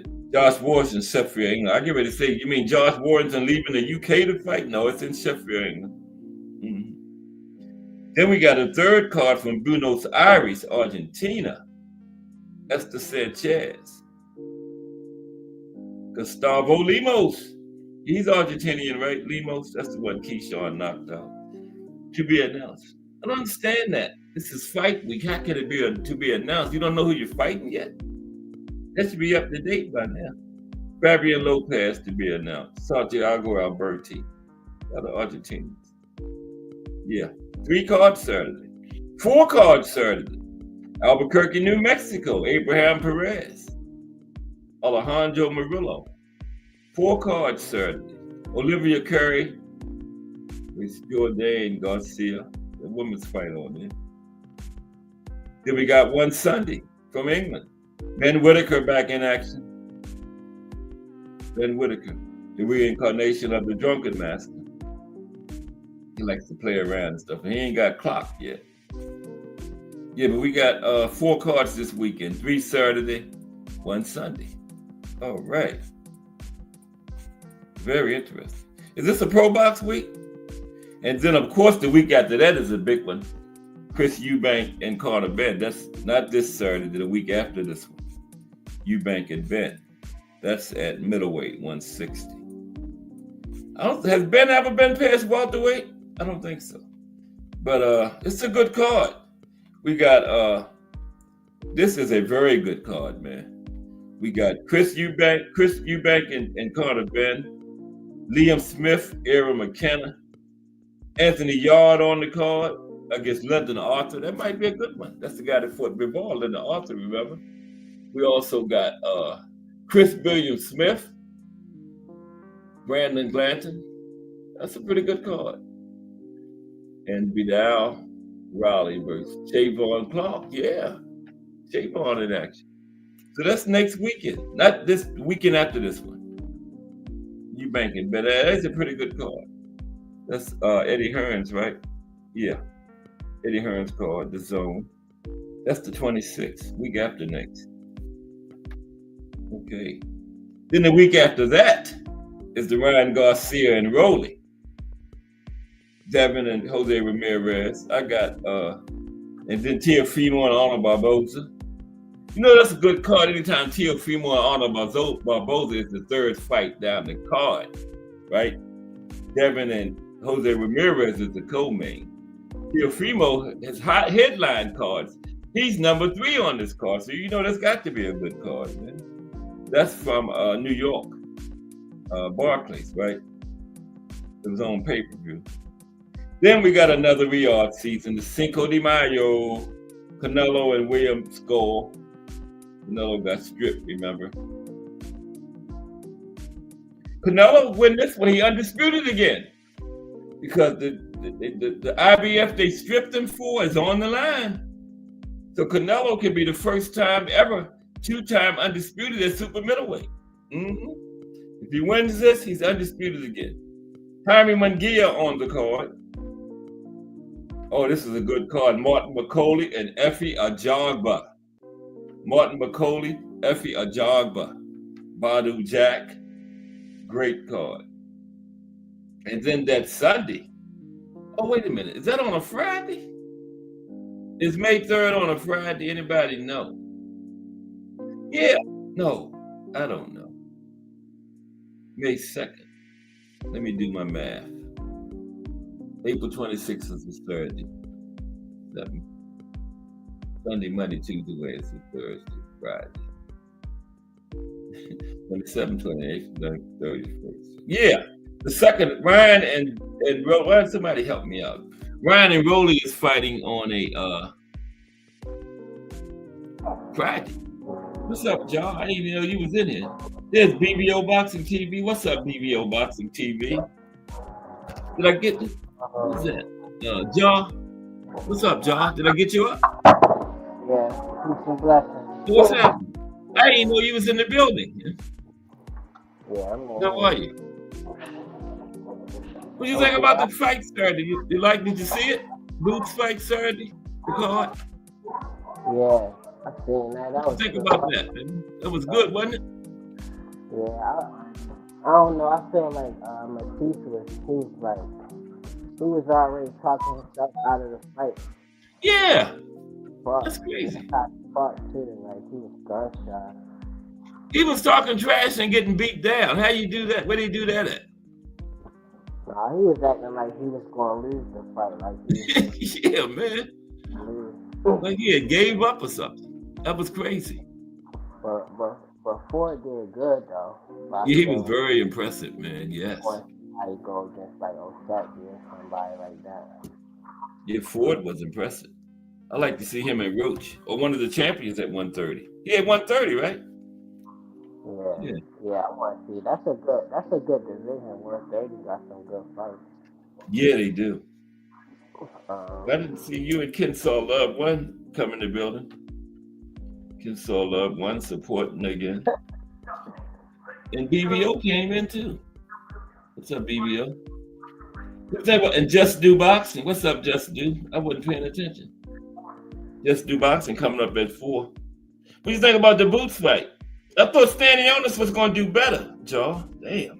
Stanionis did great. Like, he did real good. It just go to show. How good Boots is, right? Like, not only Boots skills, though, Mm-hmm. he was just effortless with it. Like, Yeah. athleticism and skills. He is one of them type of fighters that look like far as his athleticism, like he could have played a sport that he wanted to play. Yeah. Gifted like that, like. And Staniotis' style is perfect for that uppercut because he always coming in and he like leans down and forward in his stance, so that he right there for that uppercut. And Boots couldn't miss with that uppercut, man. You know? Who else? Stanionis though, like, did Virgil fight him? Who? Who else beat Stanionis? He was undefeated coming into that one. He hadn't lost yet. Yeah. And I don't got nobody else at 147 beating it. Me neither. That far. Me neither. I got him beating Barrios, Norman, all of them Stanionis, man. Yeah. Yeah. Boots got a chin too. I know, because he got tagged a couple times, man. Right upside the face.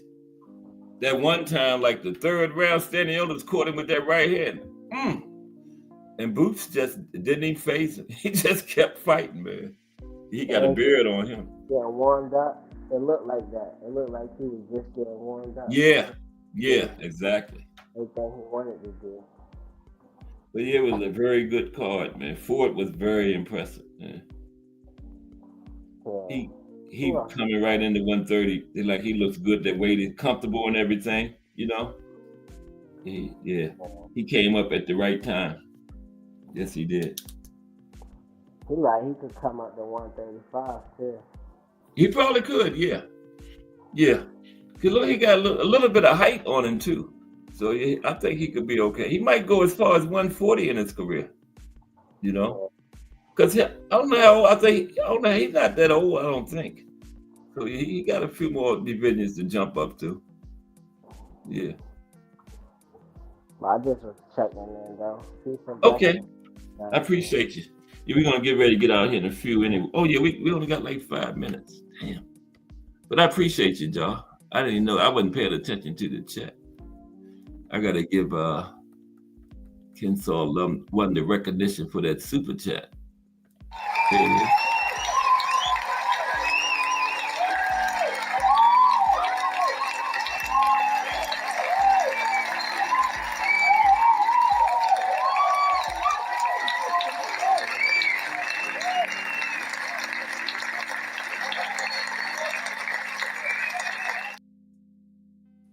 Okay, I appreciate you, John. We're gonna get ready to get out of here.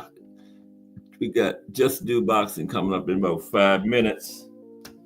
But yeah, appreciate everybody that stopped through today. Starting off another week of boxing history. Hope you enjoyed the show. And we're gonna do it again tomorrow. Same place, same time.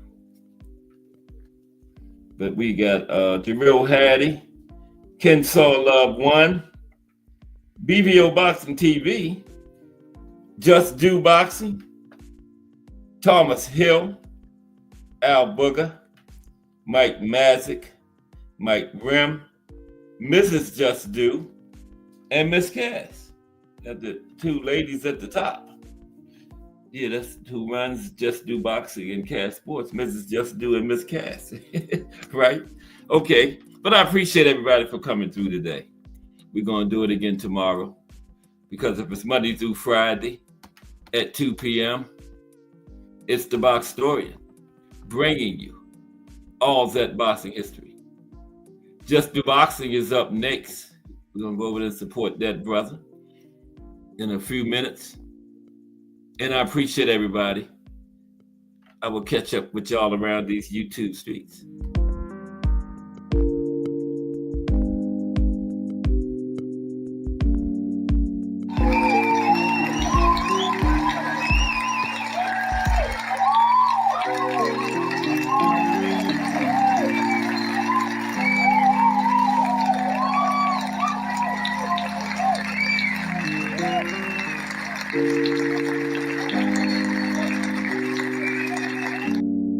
Yes, boxing, jazz, and more. Salute, Bruce Gas.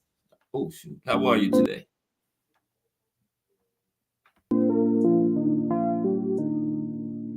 Bruce Gas, boxing, jazz, and more. Fire, check him out. I'm out.